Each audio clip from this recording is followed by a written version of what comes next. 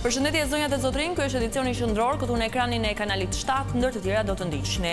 Vjosa del nga shtrati dhe vështirëson në zonat e banuara në dy anët e saj, emergjencat urdhërojnë evakuimin e menjëhershëm të mijëra banorëve. Shënohet viktima e parë në Durrës, një punonjësi komunale zgjendet i mbytur në kanal, ndërsa Erzeni tej kalon argjinatura dhe përmbyt toka e shtëpi. Ulja e temperaturave sjell dëbor në zonat malore, vështirësohet qarkullimi në rrugët kombëtare, bllokohet plotësisht aksi Qukës-Qafpllocë.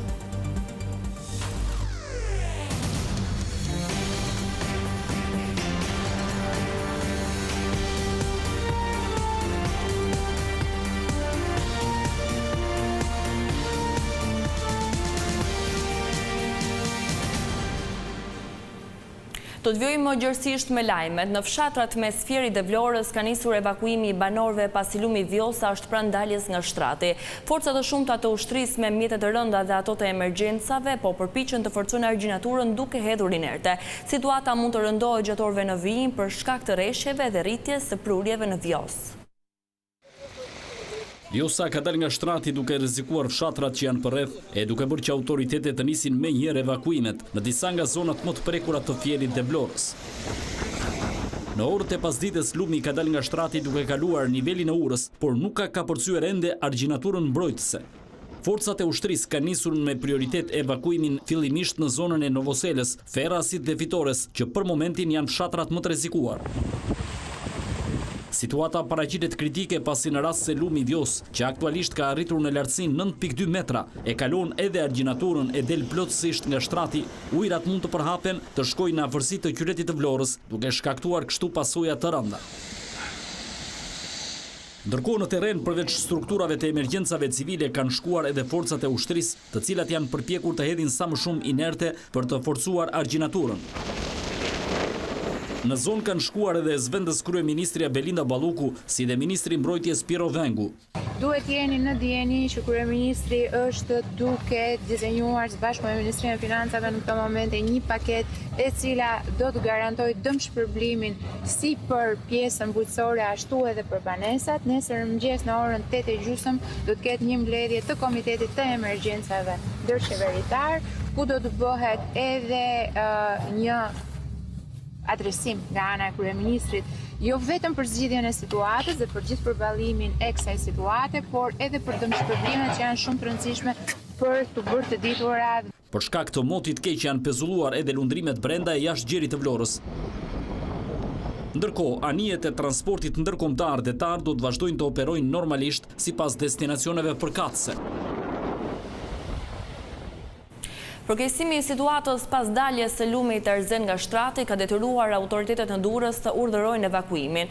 Ndërkohë, këtë të njëjtë është shënuar viktima e parë e përmbytjeve. Një punonjës i ndërmarrjes komunale të Durrësit është gjetur i pajet pasi ishte rrëmbyer nga rrjedha e ujit. Durrësi vijon të jetë në një situatë kritike si pasojë e motit të keq. Për shkak të daljes nga shtrati të lumit Erzen është dhënë urdhri për evakuimin e banorëve. Dalja e lumit ka shkaktuar probleme serioze në disa segmente të argjinaturës, duke sjellë përmbytjen e zonave të banuara dhe tokave bujqësore. Në njësinë administrative Katundiri, konkretisht në fshatin Erzen, ku është konstatuar çarja e argjinaturës, është kërkuar evakuimi i banorëve nga zonat e përmbytura, por ata kanë refuzuar pasi kërkojnë të shpëtojnë bagëtit. Përmbytje janë evidentuar edhe në fshatrat Katundiri, Katund Sukth dhe Flak. Në total në këtë njësi administrative janë përmbytur rreth 500 hektar tokë bujqësore, po ashtu janë përmbytur rreth 2000 hektar në zonat e Sukthit, Hamallajt, Rushkullit, Perlatit, Kullës dhe Vadardhës. Por fatkeqësisht, këtë të njëjtë është shënuar edhe viktima e parë nga moti i keq. Një punonjës i ndërmarrjes komunale ka humbur jetën duke rënë në kanalin në ujërave të larta në Plepa dhe më pas është mbytur. Astrid Hysenaj, 54 vjeç, ishte zhdukur që ditën e martë. Burime nga Bashkia e Durrësit kanë bërë të ditur se ai është të paraqitur në punë në datë 6 deri në orën 10:30 ka qenë në vendin e punës. Më pas është larguar, po atë ditë familjarët kanë kërkuar ndihmën e policisë për gjetjen e 54 vjeçarit, ndërkohë që vetëm këtë të njëjtë ai është gjetur nga polumbarët në kanalin e ujërave të larta në Plepa. Burime bëjnë të ditur se Astrid Hysenaj ka qenë bashkë me një koleg tjetër kur u nisën drejt shtëpisë ditën që pati rreshje të dendur shiu dhe gjatë kthimit për në shtëpi ai ka humbur orientimin dhe ka rrëshqitur në kanal. Ndërkohë ministri Albana Kociu dhe kryebashkiake e Durrësit pas mbledhjes së shtabit të emergjencave folën edhe për vdekjen e 54 vjeçarit. Morëm informacionin nga policia kur bë publik për të ndjerin, i cili punonte në ndërmarrjen komunale plazh në sektorin e pastrimit. Unë dua të shpreh ngushëllimet për humbjen, ne do të jemi pranë familjes së tij.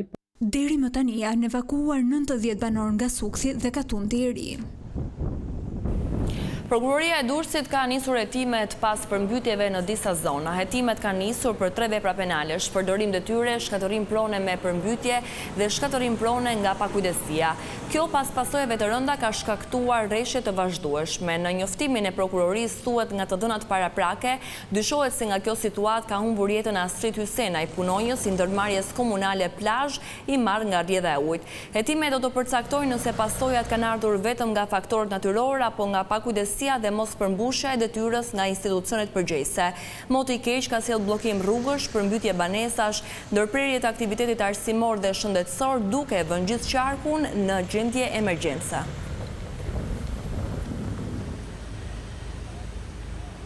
Thuajse i gjithë vendi po përballet me pasojat e motit të keq që ka shkaktuar përmbytje nga veriu në jug. Shtëpi dhe sipërfaqe toke bujqësore janë të mbuluara nga ujë, ndërsa disa segmente të akseve rrugore janë bllokuar nga rrëshqitjet e derave. Situata e rënduar e përmbytjeve në Shqipëri është përkeqësuar, ndërsa rreziku për banorët sa vjen dhe rritet. Në Bashkinë Shkodër, rruga që të çon drejt fshatit Obot vjen e bllokuar. Komunikimi i kësaj zone me Shkodrën kryhet vetëm përmes mjeteve të larta të ushtrisë, ndërsa në Nuj janë dhe 10 hektar tokë bujqësore të kësaj njësie, si dhe në Berdicë, Dajç dhe Velipoj. Kjo pashin e vetë të shuj, që si kanë shuj hidrocentrale të përmytin bloku, njerëzit që janë me bakti, me lule dekorative. Kuj kene me kërku, kuj kene me shpër. Jena 10 vjetë që pa kërkojnë nima, da kanë për ishte gjana, fërëm dhe, po prap.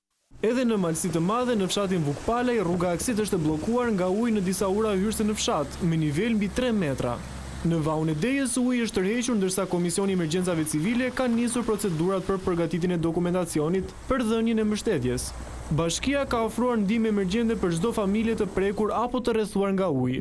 Në kaskadën e Drinit, prurjet vijojnë të jenë të larta. Kuotat janë pranë pikës maksimale në këto 2 hidrocentrale. Ndërkohë është përsëritur edhe një herë tjetër skema e muajit nëntor në fshatin Progër në Devol. I gjithë fshati është izoluar nga uji që ka përmbytur jo vetëm sipërfaqet bujqësore, por edhe ka deportuar brenda disa shtëpive. Sipas kryetarit të Bashkisë Devol, Eduard Duro, situata është kritike pasi rreshtet kanë qenë të shumta. Situata ditën e sotme paraqitet pak më vështirë dhe më rëndua se ditën e dieshme, pasi prezenca e ujit në fshatin Progër është shumë e lartë. Situata bëhet më e rëndë për banorët në kushte kur nuk kanë mundësi të dalin nga shtëpitë e tyre për të furnizuar me pajisjet dhe ushqimet bazë, ndërsa temperaturat shënojnë -6 gradë Celsius në juglindje. Janë rikthyer përmbytjet edhe në fushat e Bashkisë së Maliqit. Sipas drejtorit të shërbimeve publike Eridon Rustemi, e gjithë kjo ka ardhur për shkak të intensitetit të lartë të rreshjeve të shiut në 24 orët e fundit. Duke e marrë parasysh që gjatë 24 orëve të fundit ka pasur rreth 114 mm rreshje shi, e pa ndodhur ndonjëherë në qarkun e Korçës. Hasemi përsëri me problematikën në argjinaturën e lumit Devol. Edhe në Bashkinë Dimal, problematikat janë të shumta, pasi deri më tani raportohen 10 familje që janë evakuar, ndërsa tokat bujqësore janë përmbytur. Në Bashkinë e Porgadesit janë disa njësi administrative ku janë bllokuar akset rrugore dhe shumica e fshatrave ka mbetur pa energji elektrike. Ndërkohë, për sa i përket infrastrukturës rrugore, aksi Qukës Qafploç është bllokuar pas shkarjeve masive të dherave dhe shkëmbive, ndërsa qarkullimi devijohet nga rruga e vjetër.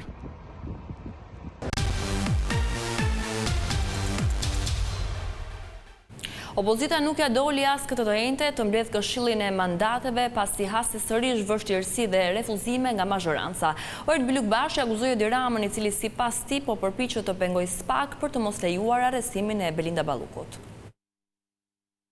Partia Demokratike dështoi për herë të pestë në përpjekjet për të zhvilluar mbledhjen e Këshillit të Mandateve, lidhur me kërkesën e SPAK për heqjen e imunitetit të Belinda Ballukut. Në një deklaratë për mediat, Oert Bylukbashi në emër të Partisë Demokratike theksoi se po shkelet rregullorja e kuvendit. Ne kërkojmë me urgjencë thirrjen e mbledhjes, edhe sot që kërkojmë përsëri Niko Peleshi, kryetari i kuvendit, e ka penguar thirrjen e Këshillit, duke mos bërë asnjë veprim për të njoftuar qoftë Zojën Balluku, qoftë prokurorin kërkuesen e heqjes së imunitetit, apo dhe pjesën tjetër të antarëve të Këshillit. Theksoj se rregullorja e përcakton fare qartë, jo vetëm që të drejtën e ka gjysma e antarëve të Këshillit, pra 5 antarë që jemi ne të opozitës e kemi të drejtën për ta thirrur njësoj me kryetarin, edhe kjo e vë kryetarin në detyrimin ligjor për të njoftuar palët dhe për ta thirrur mbledhjen. Për opozitën zvarritja e kësaj çështje vjen pasi mazhoranca po përpiqet të mbrojë numrin 2 të qeverisë, ndërsa Bylukbashi u shpreh se firmat për të bërë kallëzimin penal ndaj kryeparlamentarit Peleshi janë gati. Që do të bëjmë kallëzim penal për kryetarin e kuvendit, që me veprimet dhe mosveprimet e tij ka penguar autoritetin kushtetues të Parlamentit të Shqipërisë për të shqyrtuar këtë kërkesë, mbi të gjitha ka penguar nëpërmjet këtyre veprimeve bërjen e drejtësisë, duke penguar prokurorin që, duke marrë autorizimin e kuvendit, shkoi të marrë masën e arrestit përpara gjykatës së posaçme. Tashmë antarësia demokrate nuk do të bëjnë më kërkesë për mbledhjen e Këshillit të Mandateve, teksa i bën thirrje prokurorisë së posaçme që të vijojnë me hetimet. Kjo ishte gjithçka e përgatitur edhe për këtë edicion informativ. Unë ju falenderoj për vëmendjen tuaj. Bashkë mirupafshim.